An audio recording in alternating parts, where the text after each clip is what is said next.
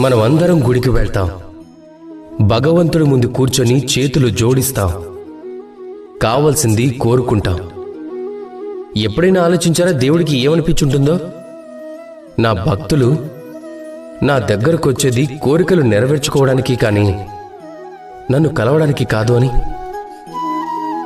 అందరూ గుడికి వెళ్తారు, తమ తమ కోరికలని దేవుడి ముందు పెడతారు. ఒకవేళ వారి కోరికలు నెరవేరకపోతే నిరాశ చెందుతారు. కనుక ఇకపై ఎప్పుడు గుడికి వెళ్ళినా మీరు భగవంతుడి ముందు కూర్చోండి, నమస్కరించండి, ధన్యవాదాలు చెప్పండి. ధన్యవాదాలు దేవా, మీరు నాకు ఏదైతే ఇచ్చారో దానితో నేను సంతుష్టుడనయ్యాను అని. నాకు మీ మార్గదర్శనం చాలు. నేను చేస్తున్న కర్మల ద్వారా నాకు లభించే కర్మఫలంలోనే నేను కోరుకున్నవన్నీ లభించేలా చేయండి అని కోరుకుంటే. ఒకవేళ కోరుకోవటానికి మాత్రమే గుడికి వెళ్తే మీరు ఆ దేవుడు ముందు ఎంతో చిన్నవారైపోతారు. అలా కాకుండా మీ పనిని మీరు చేసి దైవానికి కృతజ్ఞతలు చెప్పడానికి వెళ్తే మీరు నిజమైన దైవాన్ని చూడగలుగుతారు.